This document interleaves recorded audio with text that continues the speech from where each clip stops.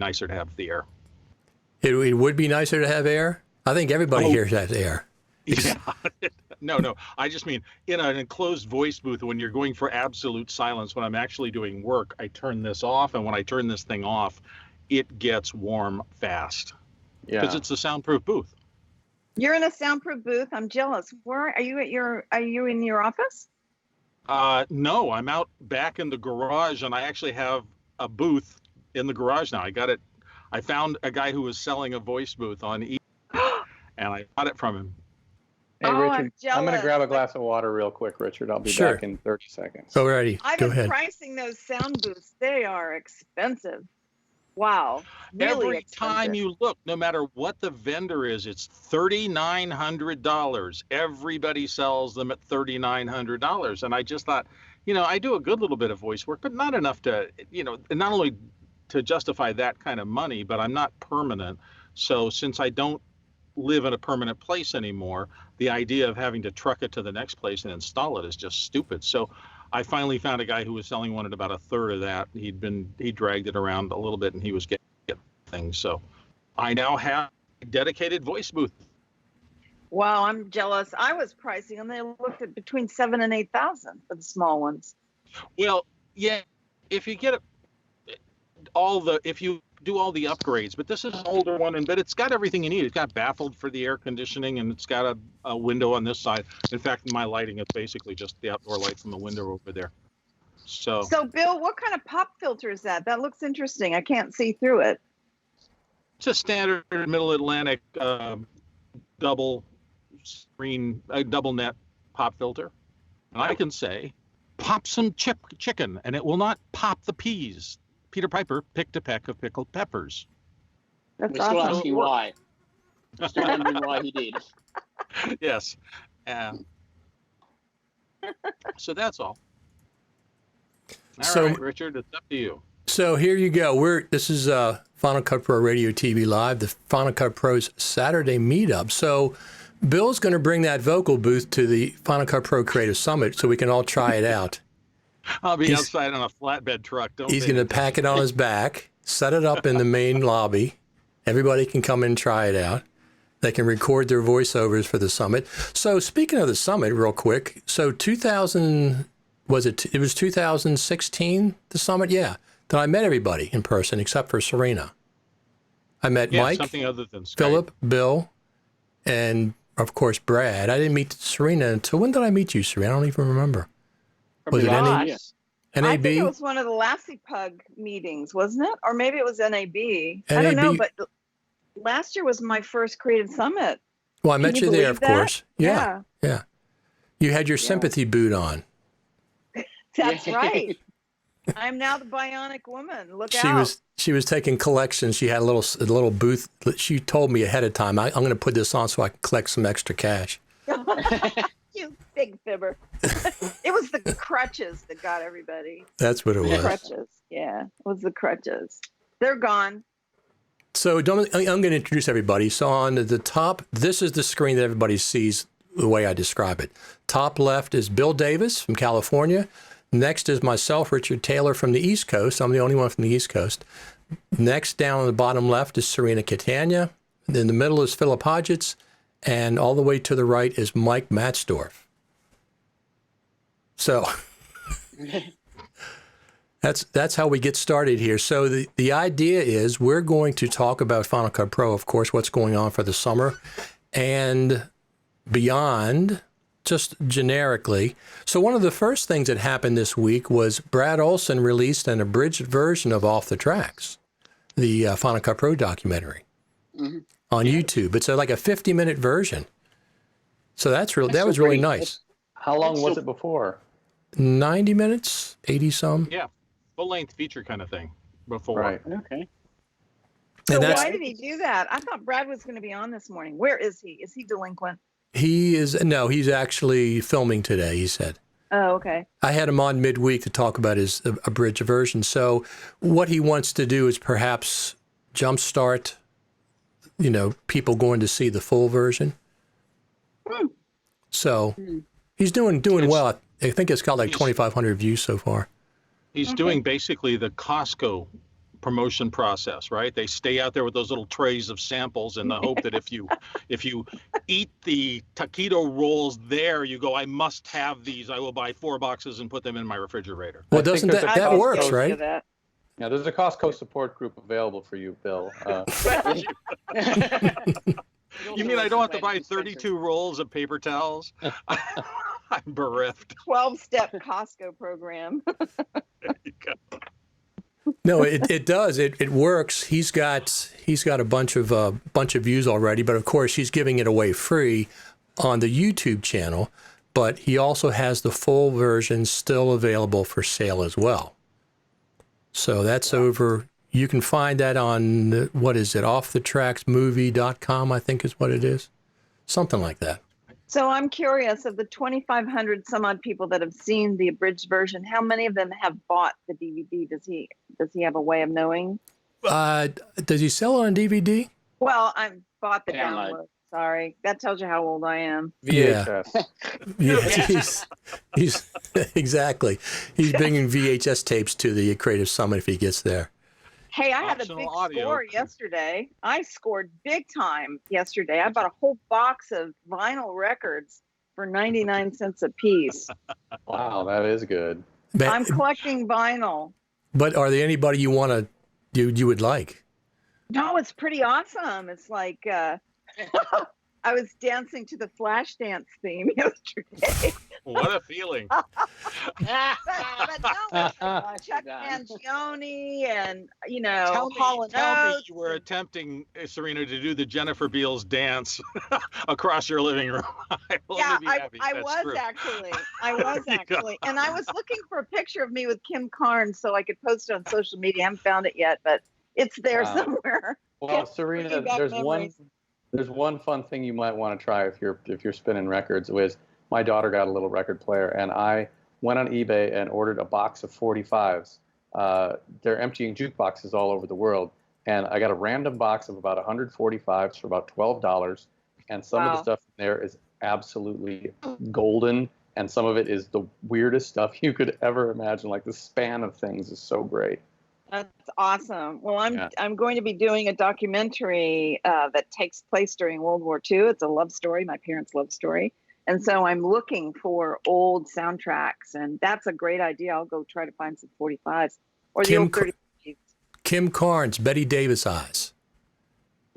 Yeah, I worked with her on a movie called That's Dancing. She was in That's Dancing. We did a music video for her. Okay. But she was on the Flashdance soundtrack, so that's why I was thinking about that. So everybody here was in Off the Tracks. Everybody on here. So. Yeah, they were. When I met Brad in 2016 at the Creative Summit, and we set up in that back room and started pulling people in one at a time, interviewing everybody. So we interviewed everybody everybody from here is also made the abridged version. Oh, I thought maybe he had cut me out, and that's why he went from 90 to 50 minutes. No, I did the cutting. When we first started this in 2016, he would send me, he had like initially 5 segments that he had. He would send me 20 or 22-minute versions, and I'd cut them down to 12 minutes for him. Here, cut. So it's the kill your babies mode of editing. Well, that's no matter whether you love it or not. Yes. Yeah, that's what editing is, right? It's cutting. Yeah, the Brits say kill your darlings. My theory is always, when in doubt, take it out. Well, that's very true. You have a really good sense of story, Richard. I've noticed that about you. Well, I try. You really are very good at that. Yeah. Yeah. It's. I guess it's what editing is all about. If you have that ability to, it's storytelling. We all know that. We're all editors. So I'm sure we have different films we like better than others that we've cut. Speaking of that, Mike, don't you find that when you're, go ahead. I was just going to ask you about editing, because editors have different things they're really good at. Some editors are really, really good at story. Some are really, really good at prepping for the sound mix and tweaking the technology. I think editors have their own personalities too, right? Right. Well, I would think that would be an assistant editor, right?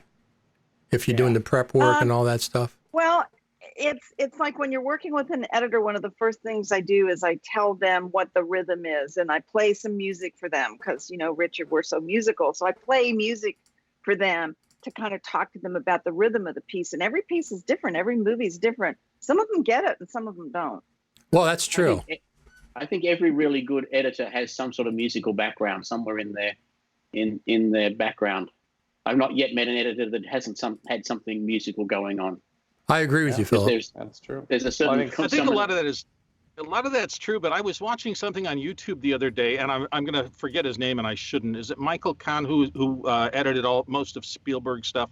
He edited Close Encounters and all. You know, big time editor who's done some of the tentpole movies of our lives, and he has a piece right now on YouTube that you can probably find if you look on, you know, Richard Kahn. I think it's that, man, I'm probably messing up his name and I'll be forever embarrassed about that. Michael Kahn. Michael Kahn. Thank you, Mike.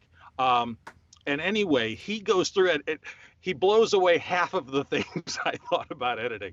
I mean, he has a lovely piece. It's about an hour long, and he's talking about these gigantic movies. And you think, you know, he does get granular and he does talk about the thing, but it's also like, yeah, this is the next program. Yeah, I'll cut Goonies and somebody else can cut this other thing that turned out to be. And it's just like, at one level, it is also just his job. And he doesn't look at it any more than that. Yes, there is a tremendous artistic component, and you certainly cannot argue with the amazing results that man has achieved over the course of his career. It's stunning. But what surprised me more than anything else is he's not too precious about it. It's not all, I was thinking this theme and that. It was like, no, I cut every day. I get in there and I just cut. And you know, when it feels right, that's it. And it's not, he's not thinking in three-dimensional chess. I found that fascinating. Other people Well, you know, the interesting thing about Michael, and I helped him to learn the Lightworks for the movie Twister that Jan de Bont directed. Yes. And I was sitting with him for that, and that I think was his first non-film job. And he cut a movie he never saw any of his edits. From the first pass, he would just watch the film, cut it, and paperclip it, and send it off to his guys to splice.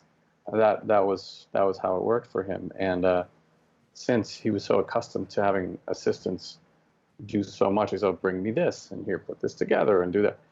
That's the way he treated the Lightworks as well, which is like, "Okay, I'm done with the scene now, guys. Can you bring me the next one?" And he would just step away from his desk, and someone else would mouse and close and open and set up, and then that's how he worked. So man has a genius eye, of course, but interesting to know that he never really he saw the first cuts put together. I mean, he saw them put together, but not as they were happening. He would make a choice and then say, "Put this together." That brings up what I so adored about listening to him. Yeah, go ahead, Phil. Yeah, it brings up a really good point, though. You know, when we're working with film or even a linear editing cut, you really have to be very aware of how the whole flow was. You know, you'd have to be keeping this shot, where I'm going to go next, how long that's going to last, and, you know, you have a lot more of the three-dimensional chess going on than you can with non-linear, where you just like, "Oh, no, I didn't like that, I'll just go back and change it." I wonder if the way editing minds have work now has changed, that you can become a lot sloppier and still get a very polished result by successive approximation. Isn't that one of the beauties of Final Cut 10? You don't have to edit like so specifically. I mean, and organize so specifically. Yeah. But I think it's a non-linear thing in general. You don't have to keep the edit in mind. You can just focus on, if this edit works, then I'll go on to the next one and focus only on that. Whereas with linear, you had to, going back and making a change 10 shots ago in a linear sequence, or even 3 shots ago on 3/4 inch, or 1 inch, means going back and re-editing everything after that. Yeah. I remember that. You were committed to the decision, so you really had to think it through, not just one shot at a time. Reassemble the whole thing to change something 20 minutes in. Yeah, exactly. It's like, no, exactly. What was it? The video toaster? Is that what I used to use with tape decks? Oh my God. Video toaster. Yes. And the weird thing was, there was never a PAL version, so we never had that joy. It was SVHS decks, but I remember that there was a guy that was so valuable. This was at Carroll County Television, local cable system. So we had the decks. We had 3 decks playing the cut and the master deck. But the toaster had a board that went into a computer, and it kept going up. We had this guy that had to change them out and fix them or something. Yeah, the toaster. Yeah. Well, and when I started in TV, you used to have to intercom down to the room and say, change reel 2 to reel 4, because I need shots from reel 4 now. So you literally had to tell somebody to pull off the 1-inch Type C tape and put on a new one, or you couldn't get access to those shots. This is depressing. We're getting old. I just think of the What's the industry's becoming a lot alternative? more Can flexible. we change the subject? No. What's the alternative? Yeah, the Yeah. alternative Oh, is no. not exactly lovely. No, I'm very happy. Yeah. I like looking back at all of those years of learning. And I have learning. to say, I'm having more fun editing today than I ever had for any of those years. It is just more enjoyable. We've got these far better tools. The clients are, I think, more interesting. At least I find them that way. Maybe it's just because I've managed to get to a point where I can stop saying, if you are doing anything, even something I hate, I will cut it for you. And so you move on. You move on. You guys probably had computers before I did. My first computer was a beige G3, a Macintosh, like in late 70s. And I think Oh, wow. mine was an 8600 for a Media 100. That would have been 1994. Christmas 1994 it arrived. That's right. We spent Christmas just cutting bits and pieces together from what we could find in 60K bits per second. Whoa! That was So your I'm- first one, Philip? I'm surprised. I would have thought you would have had one before that. Well, you're younger than I am. I had Amiga computers before that, but they weren't. That wasn't an NLE. But there was And somebody. I'm the old somebody old was guy going to here. somebody was going to build an NLE on the Amiga, and it kept getting delayed and delayed. It's like, yeah, I'll spend twice as much and get something that actually work. And it was the best decision I made. It was actually going with something that was available right now and working right now. as Sure. opposed to, well, it'll be half price sometime in the future, and it never shipped. So, in hindsight, it was a good decision. So, Philip, they didn't Media 100 re-release their software or recently in the last year or two? Whatever happened to that? They did a deal with the training company so that you buy the training and basically you get Media 100 free. Oh, is that what it was? It's not a bad little editing tool, but in the face of everything that's offered now for the sort of prices they're offered now, it's not that much. It's not free. Free is Resolve. Would you get that's Media right. 100 free, or would you go Resolve free and have the cuts page and have the color page and have the audio page and all of that? So, free is free. You can't even give stuff away anymore. Well, that's amazing. Resolve is free. I mean, the sophistication of that software for the free version is just absolutely amazing that they're doing that. I haven't done anything with 16 yet. I used 15 for a while, but then when 15 got stable, they brought out 16. That was in NAB. That's the black magic way. Yes, exactly. At least they're throwing things at the wall, and I like that about them. I do too. See how it goes and see what works. I do too. So I think Grant has a master plan. He's a pretty smart guy. Oh, he's a very smart guy. Yeah. But for most of our careers, right, it was work on it, master it, ship it. I mean, that was, you get a master, and a master was a golden done thing. It was finished. And then about the time that Apple virtualized the sale of software, everything did, and now get it good enough so that it works for 99% of the people, ship it, and then refine it. So it's a code ship iterate as opposed to a code golden master, put it in boxes and send it out that we can't change. And here's the reason. People who volunteer to beta test generally do not. A really good beta tester is worth their weight in way more than gold. Brad Wright, very early on in the time we started to get into software, said, don't bother with beta testers. Just ship it and iterate really quickly. Be very responsive to your first users who do find bugs, because you can't test it comprehensively. In fact, when the first year we ever released software was that was First Cuts. We showed it at NAB. We shipped it at about September. Around 23 people asked to beta test the software. We had exactly one response from those beta test people in the entire time, and that was to say, "Oh, the beta I downloaded has expired." Wow. Yeah. So that was the entirety of the feedback that we got. So in sort of what was that, 5 months. Did you make longer licenses after that? Just kidding. we just ship it. We just decided we ship it and we iterate very, very quickly when issues come up or when suggestions come up. When we first shipped Builder just after NAB like 2018, we were planning on building in the speech to text component over the summer. Well, it turned out we didn't get started until that September because our first wave of users came up with all of these great suggestions, and someone went to implementing those. Match back and finding things in context, stuff that I had not thought of was great ways of enhancing the app. But beta testing, it wouldn't have come up with any of those, I don't think. Well, that's very true of all of your guys' software flip. You guys are always extremely responsive, and thank you for that. Oh, absolutely. Yes, amen. Yeah. I remember when Philip, when we first got Final Cut Pro 10.0, and Philip had the first translation to 7.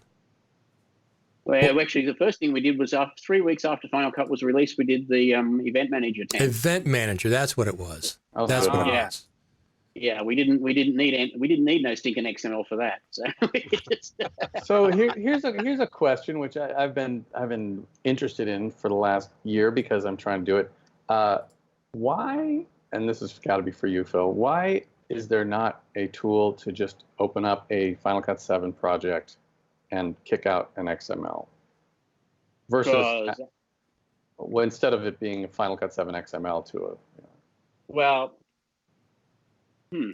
because that's Apple's decision to keep the binary format. Can you say? Well, I mean that's it. That's the decision to keep the binary format proprietary. That was originally scheduled as the 7 to 10 translation was going to be an Apple feature.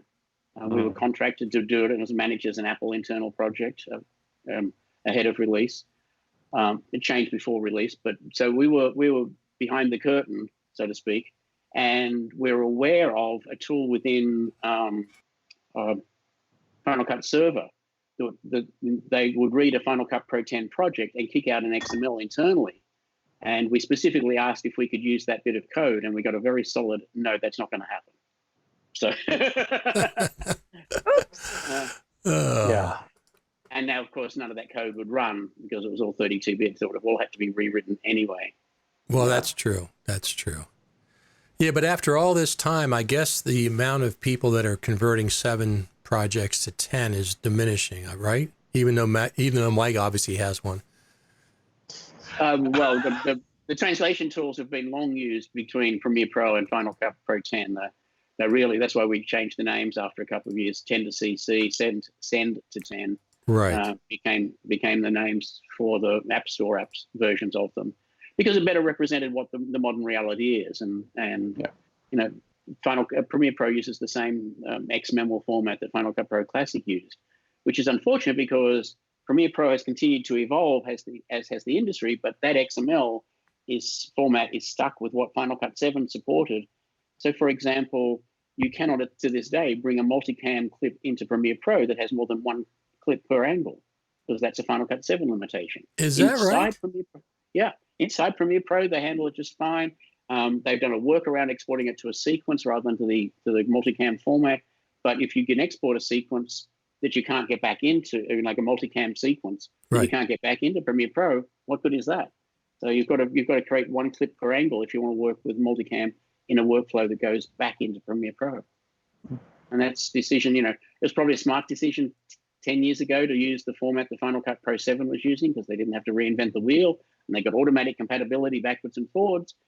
Now, in hindsight, it's not like the smartest thing. Now, of course, Premiere Pro's project format is just an XML file. It's just unpublished and undocumented outside of Adobe.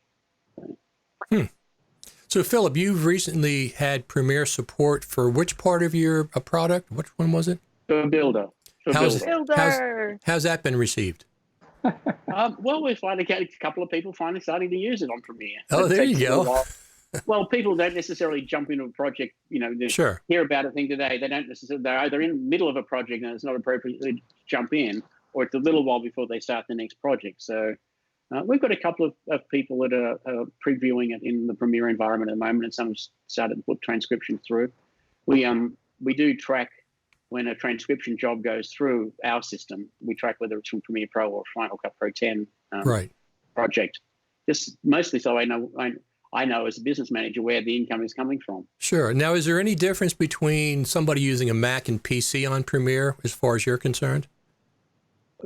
As far as we're concerned, no, because we're working with the XML. Of course, our apps only run on Mac OS, so you would have to, if you're working with Premiere on a PC, you'd have to get the XML from the PC to build it on a Mac OS and then send it back. Okay. Yeah. Now we've made it's complicated enough supporting two different versions of XML, supporting two different operating systems in addition, and trying to make things work on both operating systems. Most of our apps are very heavily dependent on core OS features like core data, AV Foundation. These don't exist anywhere but on Mac OS. So if we wanted to go into Windows, we'd have to reinvent the entire code based on Windows frameworks, or go the approach of Avid and Adobe and Blackmagic and create a core code that runs on all platforms. Now, is Metal going to affect you when they transition to Metal? It won't affect us at all, because nothing that we do ever interferes with the media. We don't render media, we don't create media, we read media, but it won't affect us at all. Apart from the fact I will get faster renders and better performance inside Final Cut Pro 10 like everyone else. Sure, that's great. That's a great feature. So who's all going to the summit this year? Mike, are you going? When is the summit again? Is it November? Yes, 7th to the 9th, November 7th to the 9th, Thursday through Saturday this time, not the... My hope is to go. I dropped for a second there. No, I hope to go up there. I always enjoy the company. I have not been asked to say anything, so that's fine. I can just go up and go to the bar and hang out. I like to do that too. Well, I don't think they've booked the schedule yet, so... Yeah. It's still being... Although I told Danny that we'll be platinum sponsors with nothing set, no paperwork has happened yet. So right, it's still early. It's only July, end of July. So if they get it done by the end of August, that would be about the same as the rest of the years. Right. So, but I enjoyed. I went to your session last year. The one you were. I don't know if you didn't put it on, but you were there. The one with the guy with doing the film and stuff, whatever that was. Yeah. Well, what I did last year, I think, was to pull in a couple of people who were, just to facilitate a feature film that came through, and also the one with Brian Filippelli, who talked about getting something from what did we have to do? He was rebuilding some project in Final Cut. Yeah, it was the craziest process, and put that together. And I admire Brian for the speaker who took on that challenge, because he lives with a stammer, and him putting on that was quite a cool thing for him to do, and I was happy to help facilitate that. Yeah, that was cool. Should have sung it. Sing the whole presentation, because apparently you can't sing and stammer at the same time. Is that a what are the dates again? reference? On November the 7th to the 9th. November 7th through the 9th. Thursday, Friday, and Saturday. November. Oh, okay. I got scared for a minute. November. Because, Philip, we're going to be in Duluth for the Catalyst Fest, hopefully in October. Okay, so November, yeah. So here's the thing that they've done at this point. It's not starting until 1 o'clock on Thursday. It's not starting Thursday morning so far, and that could change, but on their calendar, it's Thursday at 1 o'clock, and then it ends on Saturday at 5:30. Well, that'll save us a night of lodging at least. You won't have to come in Wednesday. It's not going to help me. Well, oh, that's right. You're so far away that you're going to have to, you'd have to get up and fly at 5 a.m. Yeah, I got to fly my private jet in, and I can't do it on Thursday. No, my flight comes into San Jose in the evening, and it leaves in the morning. So it comes in the direct flight to the East Coast. It comes in like 6:30 in the evening, and then it leaves at 7 a.m. in the morning. Those are the two choices that I have. So Mike can walk there, can't you? Breakfast or lunch. Mike can walk there. He's right outside. Well, I was thinking, Richard, if you start bicycling next week, you'll be there just in time. Have you guys seen? You'll get a lot of exercise. Have you seen those houses that are powered by? They said if you ride a bike for an hour, you'll power your house for like 24 hours. Oh, great! No, I haven't. I've seen. I don't know how big the house is. It's not going to. I know it's not going to take my air conditioning unit. I got a 1.5 tons or a 2 ton. So it's not going to power that for sure. And that's the primary thing I need. Coffee maker and air conditioning for the summer. Please. Especially right now. Do you know it was 46.5 centigrade in Berlin yesterday? I don't know what centigrade means. Times 2 plus 30, Richard. Times 2 plus 30. Got it. Perfect, Michael. That's fantastic. Times 2 plus 30. It was 45 centigrade? 46.5. People are dying. Yes, 120 some degrees. Whoa. That's nuts. Now, I was in a hospital recently, not for myself, just I was there, and they had the digital scale. This is really weird. They had the digital scale, and it came up metric, right? Which didn't mean anything to me. Once again, I didn't know what the heck it meant. She told me, well, first off, she transposed to regular, whatever ours is, imperial, on a piece of pad and paper to see what it was. She goes, they disabled the imperial conversion on the scale. They had it, but they disabled it. They make them do metric. I'm like, well, but you're doing it by hand anyway. What's the difference? Wouldn't it be nice if you would? I said that was weird. Well, I'm proud to say that my scale, the rest of the world. Yeah, my scale can do metric, standard, and stones. So that's European. Mine also does percentage body fat, percentage muscle, percentage water, and how many pounds of bone you have. Wow. Yeah. Mine just comes up with a big flashing "Stop fucking eating ice cream." There you go. Yeah, I'm divorced from mine right now. It's off in a corner. I don't even want to look at it. Forget it. So there is a video out this last week. It's not unusual that was comparing Final Cut Pro and Premiere. It had 2 editors on the Final Cut Pro side and a couple editors on the Premiere side, and one guy was like moderating in between. It wasn't a debate. It was just talking about it. Do you find videos like that beneficial? I think they make both sides just nothing but angry, because you can just tell that in the background, all the PC people, whenever they miss something about PC, going, no, you should have said. And on the Mac side, it's like all the Mac people, no, you should have said. It's like everybody likes to compare and contrast. I don't know if it does anybody really any good in the long run. Yeah, I agree with you, Bill. I think that at least everyone I know is kind of, it's almost political, and like the American political system right now, where people like what they like, and they're not keen.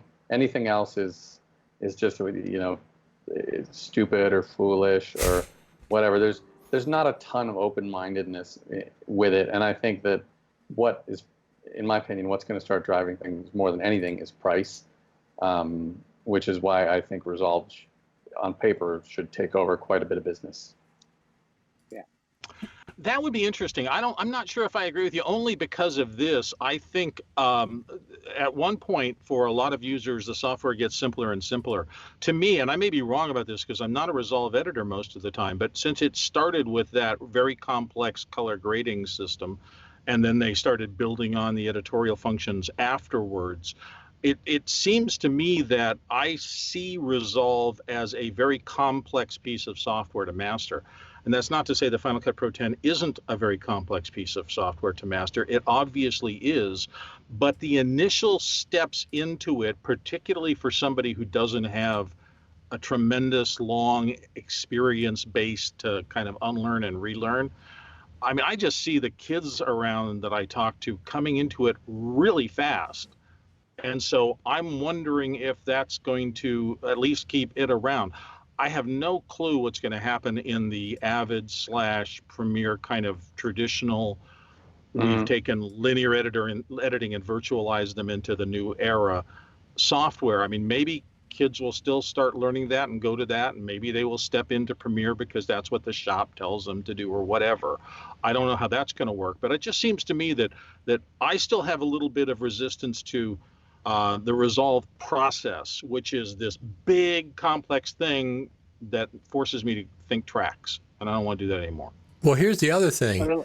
The longer Final Cut Pro's out, it's approaching zero as well, right?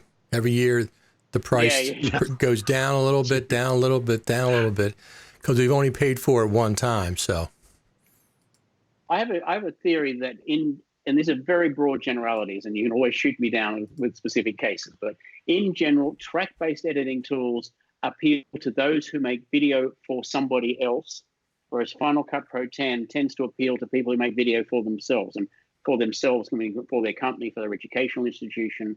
There's not a producer somewhere saying, this is how you have to do it, or this is what I want you to do. And so I think that dichotomy is going to fall a little bit that way, and I think the track-based editor community will move to Resolve simply because of that price factor.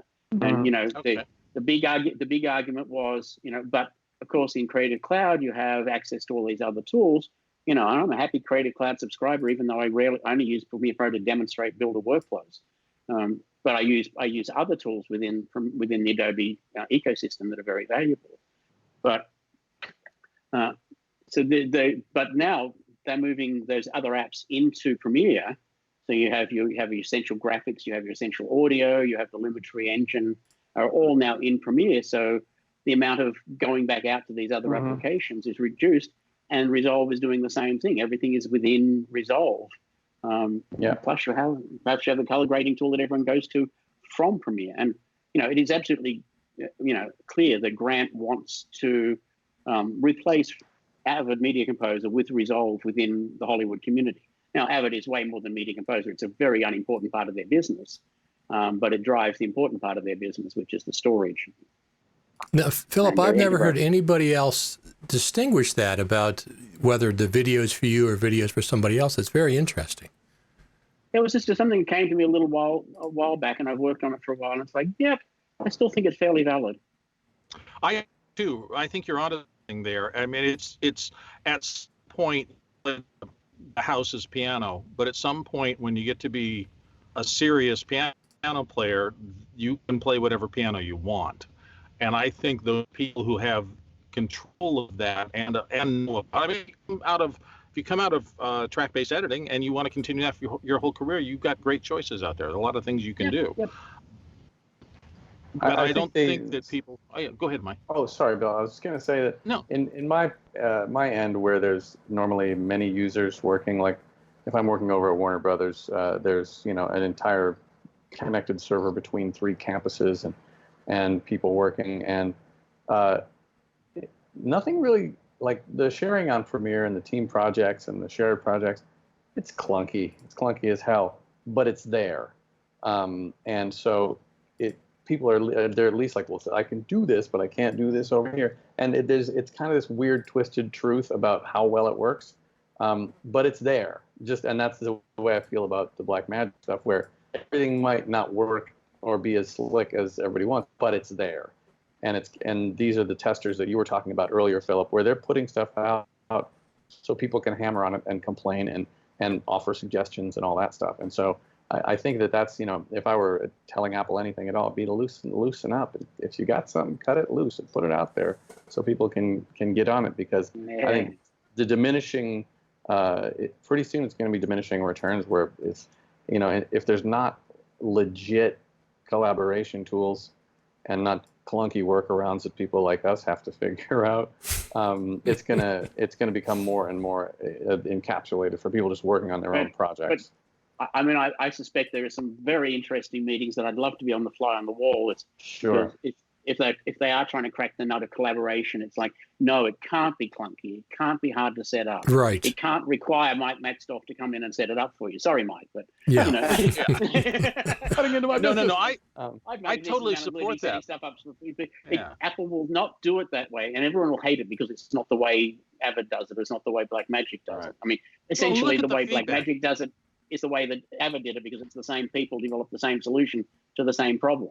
Yeah. So, Look at what happened to Apple when they came in and got their scopes a tiny bit wrong in one little area, right? For weeks, there was the media storm about, oh my God, the new color tools are totally messed up because of this one little thing. And they fixed it, 2 weeks later, and it all went away. And nobody has ever said a bad word since about Apple's approach to color. But if they don't get it exactly right, there is a cottage industry of let's rake them over the coals for every flaw they let escape from the lab. Yeah. And so go ahead. Go ahead, Bill. Serena. Go ahead. No, it I has was to just be, the collaboration has to be easy enough for a high school teacher to set up for a student. That's where it's got to be for Apple to do it. When it's that easy, that's when they'll release it, and that's going to be a hard nut to crack. Yeah, well, I think so too, and having been part of a few conversations on that topic with some pretty smart people. But I think, Bill, what you're saying is correct. But, Apple releases betas of their OS, or the iOS. And, put a beta out there, put a beta sticker on it. And people, with the disclaimer, hey, we're working on it. But they won't do that even with stuff that's, nearly ready to go. So I hear your pain, and I agree with you. I know they're super conservative about this. It has stood them in good stead through the history of their thing. But just like their cult of secrecy around never let any piece get out of the shop until it's perfect and ready, they've bent a little. I am with you that I hope they continue the path they've shown us the last couple of years of a little less. I'm sorry, if we're going to show you one tool, we have to have you sign 3 non-disclosure statements, and they can come out into the marketplace and let some of this stuff hash out like normal software. Yeah, that'd be great. Are you guys aware of the fact that Apple purchased the majority of Intel's smartphone and modem business? The modem I'm thing, wondering. Modem business, Yeah. 5G modem business. Well, Yeah, So they're just I'm down the really- road from me. Apple likes to own the core technologies that they depend on. That's why they're building their own speech-to-text engine, so they can stop relying on nuance. That's why they do their own. They've built their own chips for the iOS devices. It's just part of owning their own technology and the disaster with Qualcomm recently has pointed out just how dependent they are on third-party suppliers playing fair. So, they had a problem with the third-party supplier with their modem. So guess what? They're going to make sure that never happens again. And that's mostly for 5G, right? That's what that's for? That is 5G technology, yes. That's what I thought. But we're hopeful because here I'm in San Diego. This is where this is all happened, where the court case was playing a lot of lows. And AT&T has been going through and rewiring neighborhoods. Ours was done maybe 4 or 5 months ago for 5G Wi-Fi in the neighborhood. So a tremendous boost in speed that's going to be disruptive to all the cable companies who have all this copper running through the streets. And we've just been starting to get the flyers that we can now switch over if we would like to. We can leave. I hate doing those names, but this is just, everybody knows it's in the marketplace. So like Cox has been the dominant. I think there's been one secondary one. But AT&T is coming in now on top of that with more a wireless broadband solution that they say is going to put us up at speed at or well beyond what a dedicated cable modem line can do now. So there's going to be some disruption out there. And I think that's probably part and parcel seeing that future. Apple was so excited or interested in getting this technology from Intel and starting to circle their wagons around that kind of wireless I/O that's far faster and far more robust than what we have right now. So, what do Mike, you guys know about all the controversy about 5G and the fact that some people are saying we're going to be microwaved with it? yeah, there's definitely some concerns about health issues so far. But I don't know if I knows. want one of. I wouldn't want Is one it of those real or in is my it- backyard. Is it real or is it competitive positioning? And I don't know the answer to that. I'm not saying that, but I'm always a little leery these days when somebody says we're going to be doing this and somebody says, oh, it's going to be a disaster for health or something like that. Maybe it will be. Maybe it won't be. I've been told a lot of things were going to be really bad. I mean, I've been told that my cell phone is going to cause brain cancer and all these other things that were threads of concern that seem to be interested in suppressing a technology rollout. I'm not saying that those things, I'm not certainly not qualified to tell you that that completely is impossible, but just over and over, people are saying, your vaccination's going to give your kids horrible diseases. And the science just tends to prove that that is not the case. So until I see some science with a capital S, I'm always leery of those. Watch out for the technology. So the answer, Serena, is absolutely. Yeah, we're going to be microwave.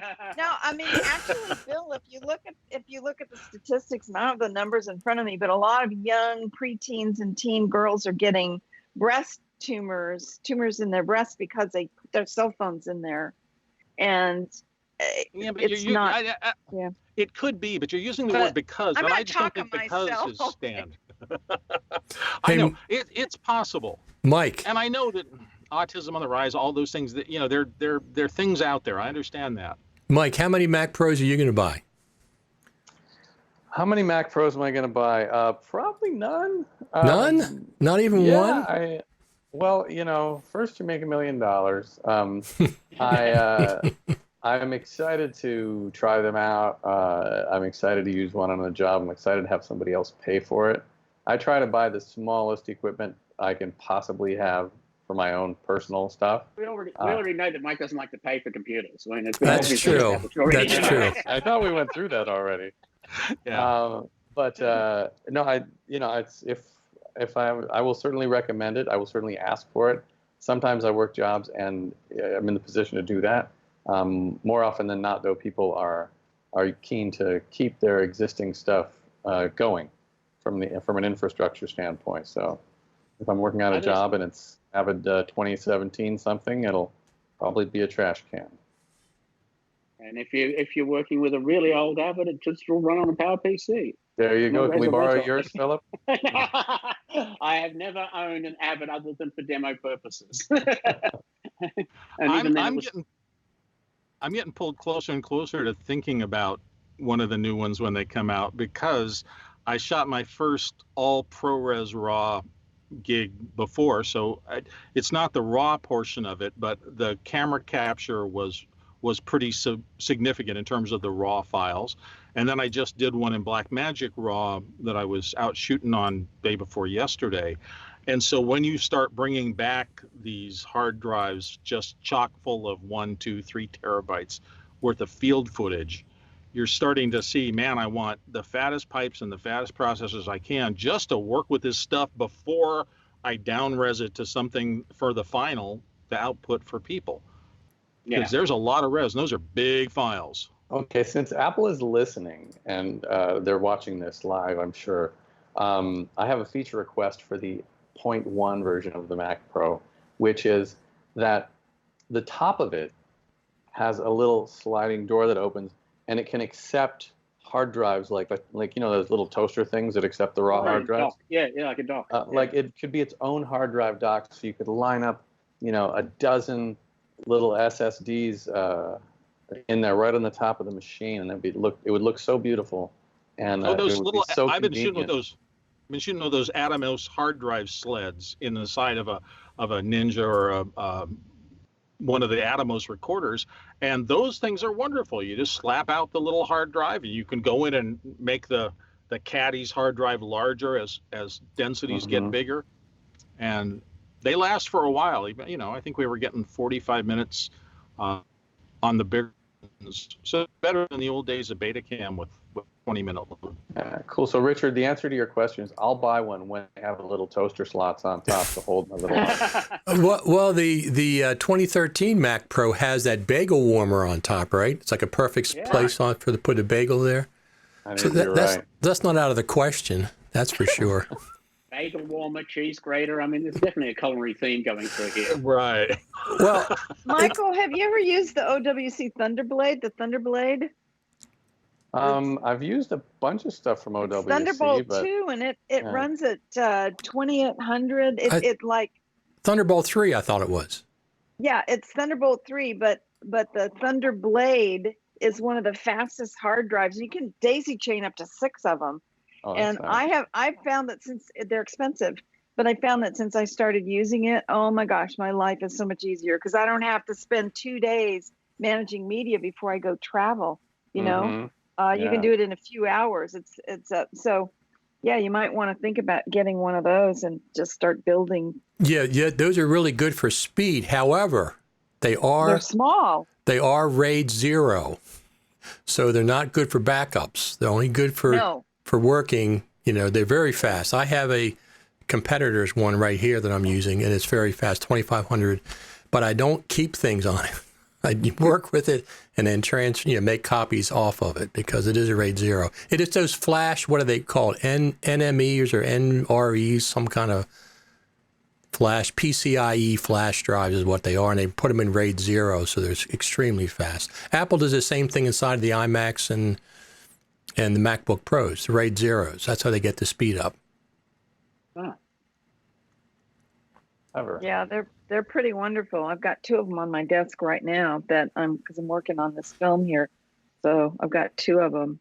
It makes a huge difference. You don't worry about speed until you're trying to manage your media.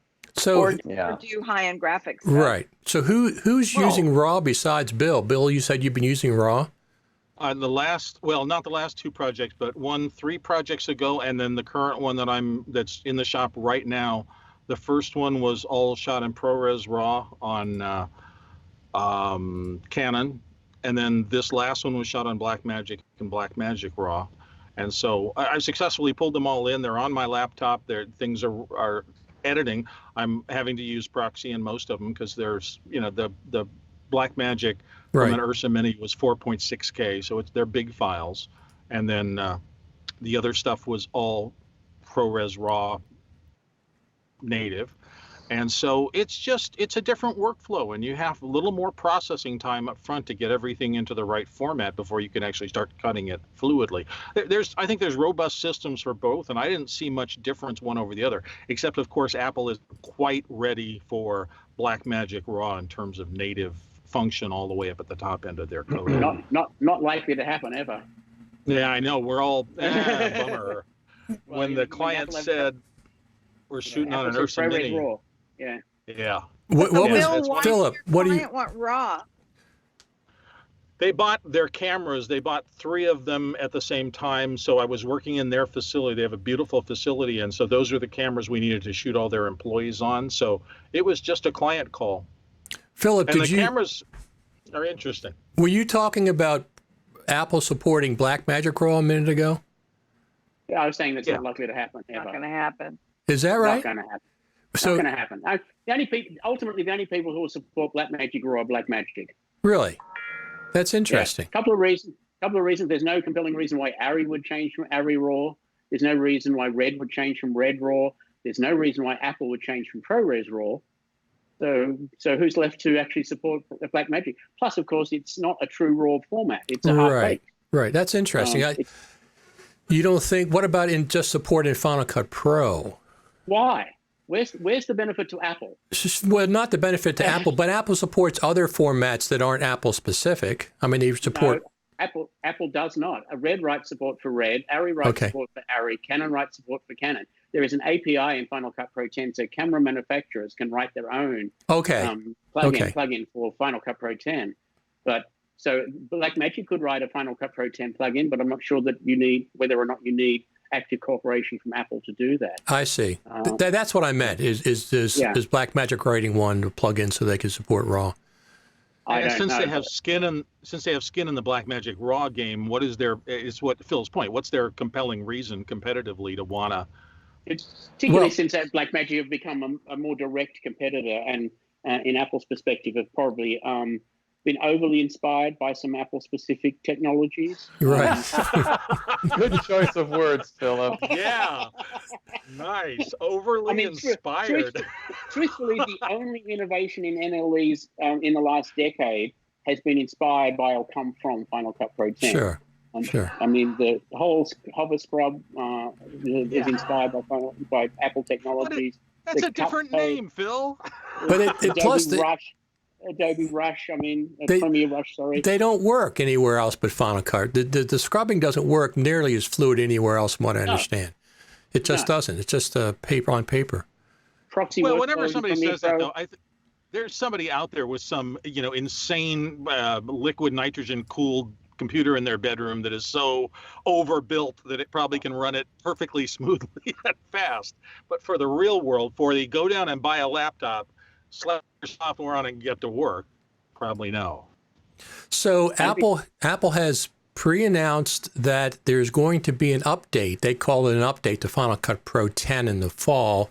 We're pretty much guessing it's going to coincide with the Mac Pro release in the fall at some point. That's kind of seems reasonable, and they did hold back a release of Final Cut Pro 10 for the 2013 Mac Pro, so okay. It's reasonable to assume that they may do the same thing again. So the fall, now here's the thing. With Apple, the fall is already booked. September's booked with the iPhone update, right? Typically. Yep. So I don't think the Mac Pro is going to compete with that. So I'm going to say it's probably October, perhaps. The week before the summit. Well, that would be good. Yeah. That would be perfect. I mean, we need something for the summit. Well, I think the summit dates are largely built around the availability of Apple. And Absolutely. Apple's primary, and then perhaps the Juniper, and then whoever can make it can make it. Yeah, from there on, whoever can make it. Those two things are prime, and I definitely support staying at the Juniper. It's like it's a really good venue where we have that foyer and everyone has to talk to everyone all the time. Yes. So much better than the first year where the accommodation and the venue were quite a way apart. Yeah, that was because that was Bill Davis's fault. That's why that happened. He chose the venue that first year. I wasn't there. But the other Bill Davis. Yeah, I was going to say that's the other Bill Davis. The other Bill Davis is now product manager for Final Cut Pro 10 and ProRes. True story. Yeah, he got absorbed. I'll be right back, everyone. Okay. Yeah, which is probably not awesome news because that probably means that Estelle's health issues declined, unfortunately. Yeah. That's my sad news takeaway from that. I mean, no, I declined? I didn't hear you. Estelle McGecky has had some health issues. Oh no, I'm so sorry. And I mean, she was obviously so keen in that position that I can't think of any other reason why she would have not been still in that position, because I think she planned to do great things as product manager, and so the fact that she is no longer in that position suggests that there were external factors beyond her desire to stay there. So I can only I'm inferring that that's the solution. So. That would be the worst possible reason. The worst possible reason. Poor thing. Oh, that's not good. By the way, you guys, I hope I just missed a big promotion that she had. I just searched the Juniper for us for those dates. They're telling me they only have one room left. They must have reserved a whole block for the Creative Summit, right? I hope so. It's $163 a night, and they're saying on Expedia there's only one room left. Yeah, well, they Expedia, So Future Media Concept is going to have information about the summit and the Juniper booking hotel rooms probably next week. They're going to have some specific information about that. So, right, because the packages weren't out there on the site. No, they were not. They were not. Nor is the schedule. They have 3 people right now: Mark Spencer and Steve Martin and Jeff Greenberg. That's all they have at this point. It's pretty much a given. Well, we have to have more than that, though. As good as they are, we have to have more than that. We could have figured those 3 out. Exactly. That's what I'm saying. That's what they have. So, but once again, it's only July, so I think this will obviously it'll flesh out in August, and we'll have more information toward the end of August and stuff. And they often flesh out the schedule with things that they want to have, topics that they'd like to have before they have anyone specific to teach those topics. Right. That's certainly happened in the past. There's been topics on the schedule without necessarily anyone assigned to it. Right. But Philip, you're sponsoring again, right? Yes, we'll be in there as platinum sponsors again. Are you going to do any classes this year or just sponsor? If I'm invited to a class, I'll do a class, but it's they tend to like to separate sponsors from teachers. Oh, okay. Just as a principal event within FMC. Okay. Why I haven't been doing very much for FMC lately, because we've been sponsors on their events. So it's unless there's abnormal circumstances. There was one year when I did a session that was put in the schedule as a lumberjack related session. I turned it more into a content metadata session because I didn't want it to be about my product. As great as I think it is, I think, if you're in a training session, you impart knowledge and wisdom, not just about the product. I see. That's why they don't want to cross over the two, because they don't want people to think they're doing an advertisement. Well, I didn't want to think that, sponsorship of the conference buys you, stage time like at the Super Meet. That was what was so great about the Faster Together stage, is that it was no longer the sponsors of the event got stage time. It's like, no, stage time was chosen for things that would be interesting to the audience, rather than, who's paying for this and how do we make this money. And I'm not saying there's anything bad about that. I mean, when you're funding it out of, two individuals' pockets, you need those sponsors. You need to make it attractive for them to be absolutely. There. But it doesn't make as an interesting night as when, more variety gets up on the stage. So speaking of sponsors, and Serena can talk about this a little bit, Sam Messman is going crazy with We Make Movies. That's all I've seen him involved with the last month or so. Serena, what's going on? Because he's doing something with you, right, in Duluth? Is that where it is? Yeah, he and Aubrey are coming to Duluth. We're going to do a mobile filmmaking aspect to what we're teaching in this 2-day workshop for PBS. I'm really excited. It's 2 days on everything you don't learn in film school, and primarily centered around trying to get people to be better at getting and keeping their jobs. So it's all the things you need to know. And I'm using the case study of having worked for National Geographic and the United Nations. And, you get thrown into these jobs. Yeah, it's great. You get the job, but then what? You've got everything that you need to know in order to keep it. So that's what we're going to be doing. I have the website up right now.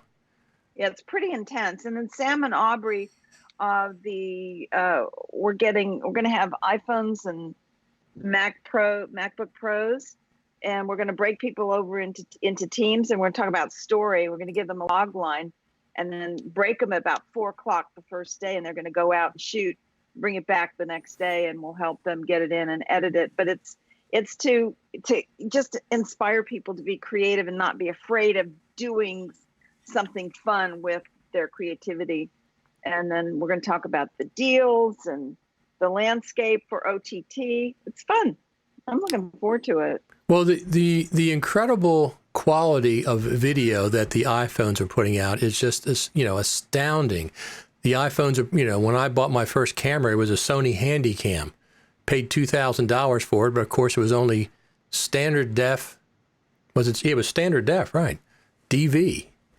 Yeah. And now you can buy an iPhone for $1,000 that's far superior quality. It's shooting in 4K, and I don't know how they do that stuff, but it's incredible quality those iPhones are shooting. So, I interviewed Dan Neese. Do you know who Dan Neese is? He's one of the most beloved DPs in Hollywood, and he was one of the first people to study under Garrett Brown doing Steadicam. He did all the David Lynch's films, started out with Blue Velvet and Quentin Tarantino and Wes Craven. He's worked on all these hundreds of movies. And I'm interviewing him for OWC Radio, and he's telling me that he likes to shoot on his iPhone when he travels. And I'm thinking that's pretty ironic. Here's a guy that can shoot with the best of the best, and he does regularly. But one of the fun things for him is to use an iPhone. So I think Sam and Aubrey have something called the We Make Movies smartphone studio, and they've been traveling with that, and they're doing some pretty awesome things with it. Yeah, I think mobile filmmaking, iOS devices and the like, is going to be extremely hot. I think it's going to be a major trend. The things that you can do with Switcher Studio and Cinemaker, for example, in multicam live streaming, the sort of things you can do with just Luma Forge. Fusion. Luma Fusion. It's a fusion. It's the app, and Luma touches the camera. Luma Forge. Luma Fusion is the app. Thank you. Yeah, Luma Fusion. Yeah, with Luma Fusion on an iPhone, on an iOS device. I mean, there's amazing power to be had there now, particularly now that we can actually connect media to new iPads, iPad Pro. So that opens up a whole wave of apps that we can enhance those experiences on an iPad Pro with the iPad OS now, so they don't have to be tied with being compatible with the other similar, less powered iOS devices. I'm doing a unit on Lumberjack, Philip. We talked about that yesterday. I'm going to be teaching logging using Lumberjack. So they're going to go out with their iPhones, and there'll be a second iPhone with the team, and they'll be logging what they're shooting. So when they come back, it'll be a lot faster to edit using Builder. This new feature is it Catalina? Is that what the new OS is? Mm-hmm. Yeah. It's Sidecar. So it works with Final Cut Pro apparently, and you can touch things on the iPad, right? And actually manipulate them? Yep, the touch bar shows up there. It is an extended desktop effectively. But a touch one. Yeah. That's the interesting thing to me. Mm. Well, you can have more than one window open, right? On the new iPad, you can have more than one window open. That's cool. Well, just as a program monitor, the iPads are very, because that's how I edit on the train going back and forth to Los Angeles occasionally, is to just set up my iPad as a program monitor. And it's very pleasant. It's a pleasant way to work. So, Mike, what are you up to these days? I know you were doing some animation stuff for a while. You really like that. Yeah, I have been, and I still am. I'm over at Warner Brothers next week, and film I was working on went on hiatus to rewrite. So in the meanwhile, I'm a little time at Warner Brothers, a little time working on some VR stuff with Duncan Shepherd on Final Cut, and just enjoying summer. Went to Wisconsin for 9 days and played in the lake with my son, so that was awesome. So you're resting up for the summit then? I'm resting up. Yeah, I'm gotta get in my facials and doing some sit-ups. hit the gym. So, yeah, big time. So yeah, just been doing some freelancing and working on yet another polish on the screenplay that I've set down for a year or so, and now that's back. So taking advantage of my time off and doing some freelancing here and there. We know what Philip's doing. Lumberjack Systems pretty much takes it's full time for him there. Actually, no. I get about an hour and a half a day to work on my yard, and I have this. 2 years ago, I would look out onto this dirt hill that was about 8 or 10 feet in front of the house, and now I look out on sandstone gardens that have got sticks on fire and some very old cactus growing in them. There's a lovely water feature coming through there. So that's what Philip does when he's not hassling about Lumberjack, when Greg's busy programming and I can take a little time off. But it does. Central California, don't say sticks on fire, Philip. Yeah, that's it. Particular those who said in California.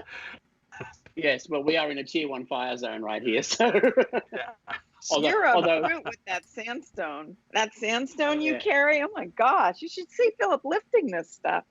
Heavy. Definitely, 3 years ago when we moved here, I could barely drag a 60-pound bag of cement out of the back of the car into the wheelbarrow to get it where I needed it. Now I can carry a 60-pound bag of cement across the yard and down to the wheelbarrow without any serious strain. So there you go. A little bit of exercise on a regular basis does do something for you. Well, hopefully we don't have the fires this year when we get to Cupertino. You guys had, the barbecue was shut down, so you had to burn the whole state down to get the smoky flavor. Was that the idea last year?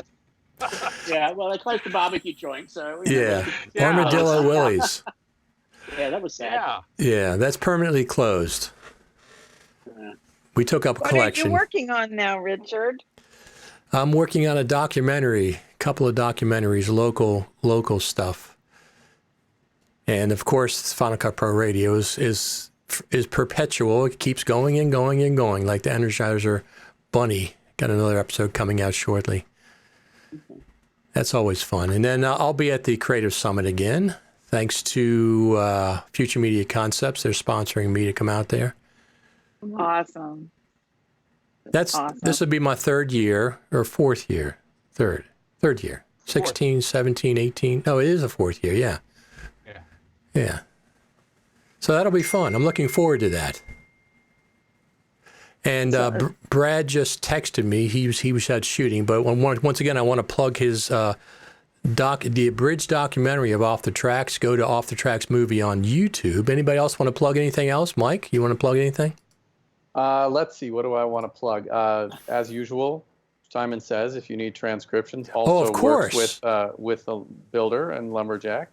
So very accurate, very reasonably priced transcriptions for many different NLEs. And of course, that's it. I have nothing. Nothing to sell. What about your book? Your book's still selling occasionally, isn't it? The book oddly is still selling. And Darren Rourke plugged the other day. So yeah, it's still about 90% valid. And I'm glad for that. I keep getting asked to rewrite it. I'm like, well, it's still pretty good, and it's only $5. Right. So yeah, I think it's still a ton of good information for people working on larger scale projects, and I'm hoping that maybe this year's summit will make it completely invalid, so we can do something else. Because Final Cut is gain a lot of features that I've been looking for a while. Who knows? Right. Springs eternal. We always. Well, books do have a long value. I actually sold a PDF of Conquering the Metadata Foundations of Final Cut Pro 10 last week. You're kidding. That's awesome. I know. I mean, most of the content is on metadata.guru, so I don't know why anyone would actually buy it. Yeah, it's way out of date. I should take it off. I should take it off the sale page. Well, that may be the worst commercial I've ever heard somebody do on the internet, in the history of the internet. Yeah. Don't buy it. I don't know why anybody would buy my project. I have both Mike's book and Philip's PDF on metadata, both of them. I buy everything. Don't buy my book. Don't spend the buy Mike's book. Buy Philip's book. The stuff that's still got value is on metadata.guru. If you want to learn what has value currently, it's all over there. The book has relevant specifics to Final Cut Pro 1. I mean, I wrote the book in 4 days. Not much sleep, but between Thursday and Sunday night, I wrote a book and then did the cover on Sunday night, Monday morning. Published it. Beautiful. That's all you need to do. Crank them out. Absolutely. They're only good for a couple minutes anyway. That's right. Yep. What about you, Serena? And of course, I was just going to say the impetus behind writing that book is because the announcement of Final Cut Pro 10, it so affected our income. If I didn't get a book that sold a few copies, we were going to have trouble paying rent. Right. Yeah. Right. I remember. That's how seriously that announcement affected us. We lost half our income overnight. Well, I remember that, talking about that in the documentary. But the interesting thing was, Philip, you and Greg still had a good attitude towards Final Cut Pro 10, even though it cut your income in half overnight. It didn't affect your attitude towards it. You still have a great attitude towards it. So. Well, because they're good people.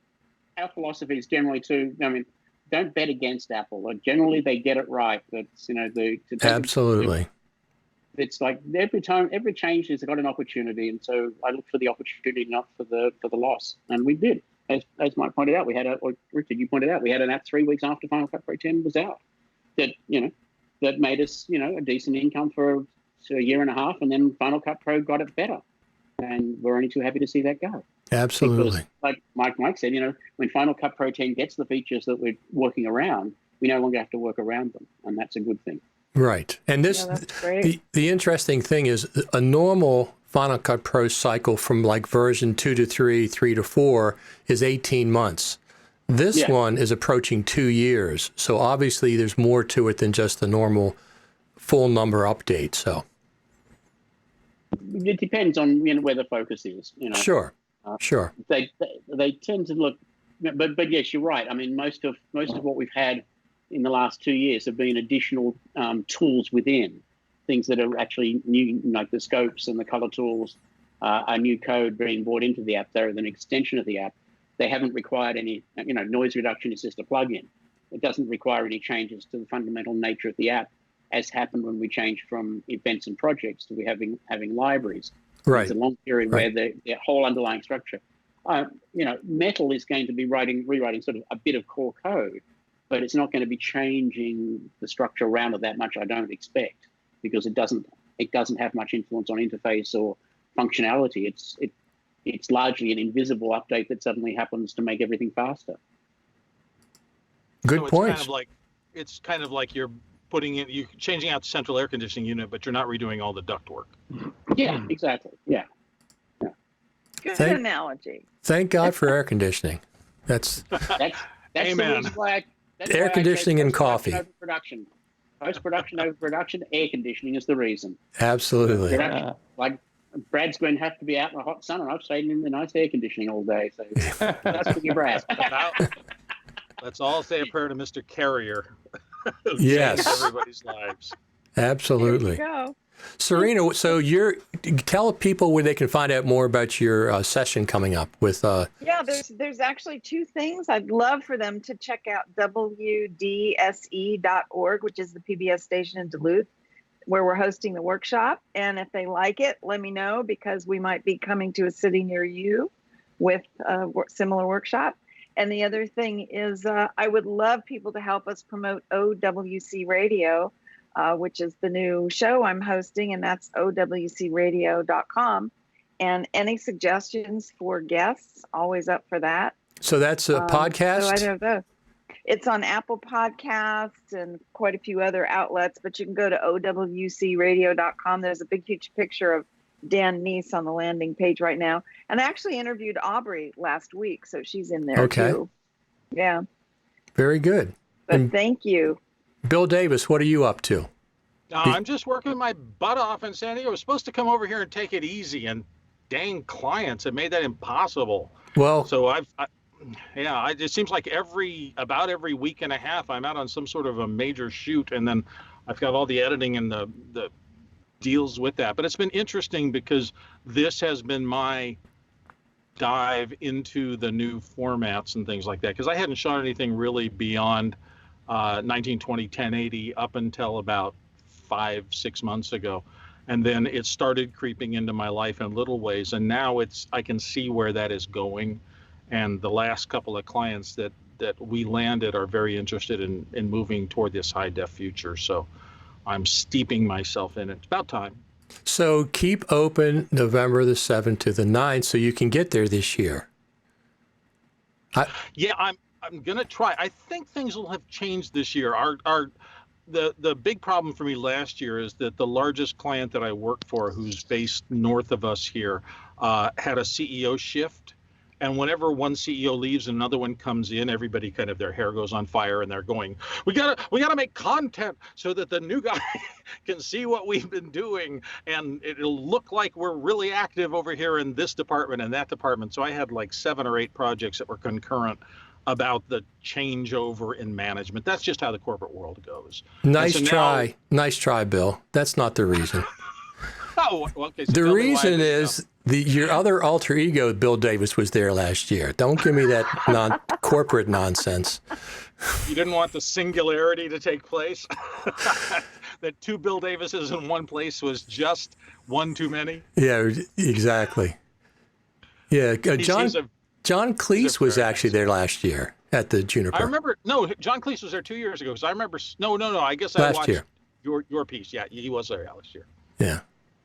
And somebody said, it was Brad said he saw him in one of the Final Cut Pro classes as a joke. He was just kidding, of course. He's a Premiere user. Oh, yeah. There you go. Oh, ouch. Yeah. Well, then it's the ministry of silly mouse clicks. Yeah. It's so nice to see all you guys on a Saturday morning. Absolutely. I enjoy doing these every so often, just pull people together, because what else is going on for the summer for Final Cut Pro, right? It's us. It's us. So We're sad. it. But anyway, Mike mentioned about Apple watching these. Apple does watch these. So if you have anything you want to say, you can say. In that case, I'm sorry. I always assumed that Apple had somebody monitoring all of the various, creative, Sure. Creative Cow and all those various formats too. Pop. It came home really strongly. One NAB was around the release of DVD Studio Pro 3, and so it's a while back. Yeah. And so Sunday afternoon, I made some comment on Creative Cow about, DVD Studio Pro 3 is more like a 2.5. So on Wednesday night, coming into the Super Meet, which is Wednesdays then, the whole Apple entourage is coming into the Super Meet, And the product manager of DVD Studio Pro says, Mr. Hodges, the man who thinks my 3.0 really should only be a 2.5. There you go. There you go. When I on your own petard there. Exactly. When I met some of the Final Cut Pro team, I guess it was 2016 when the new MacBook Pros came out. Steve Bays was in the edit suite showing off the monitors and everything hooked to the new MacBook Pro. And I introduced myself. I shook his hand and I said, Richard Taylor. He goes, He goes, your reputation precedes you. That's what he told me. So I wonder how he's doing these days. I know he went with LumaForge, and not went with him, but he's on the board of directors or whatever. I wonder how he's doing. I saw him at NAB. Fabulous photography. He has a photography side up. Oh my gosh. Yeah, right. He's amazing photographer. Yeah. A lot of us, I think, are on his Facebook friend list, and we see that what he's doing seems to me, he's out visiting family and relaxing and taking photos and apparently having a great time, which is fabulous. Fantastic. He has a great eye. He really does have a great eye for photography. All right, gentlemen, ladies and gentlemen, I should say. Mm-hmm. I guess that's going to do us for today. Anybody else have anything else they want to chime in about? Oh, thank you, Richard. Absolutely, Michael. I'm glad you could make it. Philip, Serena, Bill, and hopefully I'm going to see you all at the summit. Hope you're all going to be there. We'll be in your room. There you go. Thank you, Richard. You're making coffee every morning, Richard. You've been talking about making coffee so long. We are all gathering, so have scones. Absolutely. I'll see you all later. Thanks for joining in. Thanks, everybody. Take care. Bye. Bye-bye.